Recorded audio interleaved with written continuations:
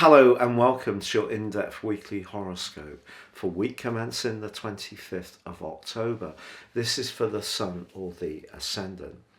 Now I'm going to give you the major themes of this week, and then please stay with me. I'll dive deep to give you your detailed zodiac forecast for each of the 12 signs. Now this week's most glorious influence goes between Venus in Sagittarius and Jupiter, the ruler of Sagittarius, in the friendly sign of Aquarius. Now this combination could see some kind of gathering, a reunion, it may be some travel plans with a larger group of people, and all these things can provide a lot of uplift. It's also possible that somebody could enter your circle, or someone who's been a friend for some while start to creep up on your senses in terms of a romantic possibility. But Venus in the sign of Sagittarius is a truth seeker.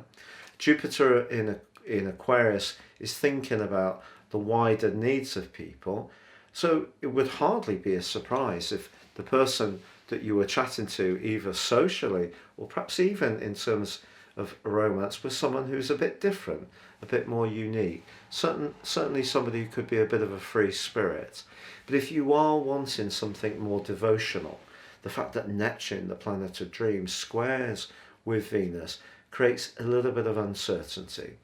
That aspect can see us be tempted to put someone on a pedestal, and that's something we should try to avoid this week. However much the good vibes are there are some more cautionary energies that I need to tell you about. Not least, the Sun is challenged by the stern, restrictive energies of Saturn. Now Saturn is in the sector of the group, Aquarius, no longer in retrograde, which is to be celebrated, but the Sun is finding its way in the sign of Scorpio, which is very much to do with deep commitment and devotion. So if you're wanting that in a relationship and you get to know someone that you find very attractive, but for them it's more of a fleeting experience, that could be quite hurtful. So just be conscious of the reality of where you might be coming from in terms of your expectations, and where somebody else may also be coming from theirs. Also, Mars in the sign of relating, Libra, where it's afflicted, is in a square with Pluto. Now this is an aspect of force and drive and desire, but it's not one that's so much to do with gently talking things over. It's quite raw, it's quite visceral, it wants its reward, it's a desire-led planet, Mars, and therefore it's to do with instant gratification. So however much someone may be relating, their desire and ambition around that relationship or that situation can be quite unbridled. Just be aware that by the end of the week, Mars does move into the sign of Scorpio, which it governs, and will be there through to the second week of December. And that is going to be very helpful in a way, because being in its dignity will help it to strut its stuff much better than it has in the sign of Libra, where it's in detriment.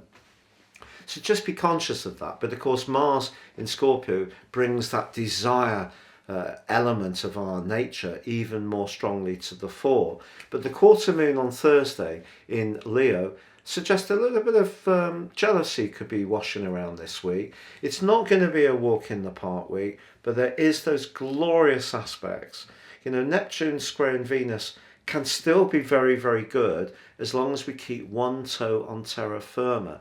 But that link between Venus and Jupiter is really, really beautiful. I think we just need to make sure that whatever our expectations are, we keep the reality very much to the forefront of our thinking, and that way we can make the most of this week. But please stay with me for your deep dive video. But if you are new to my channel, I would be honoured if you would subscribe.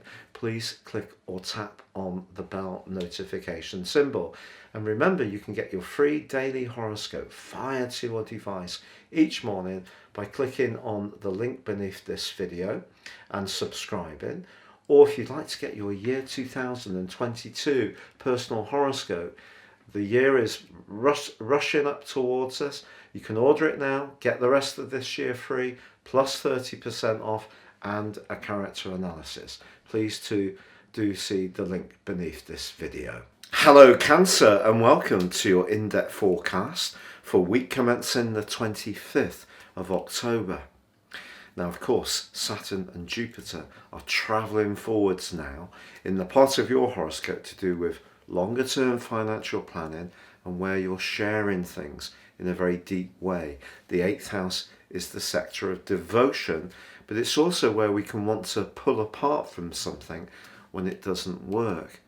But the glorious news is that Jupiter is forging one of the luckiest influences there is in its angle to Venus.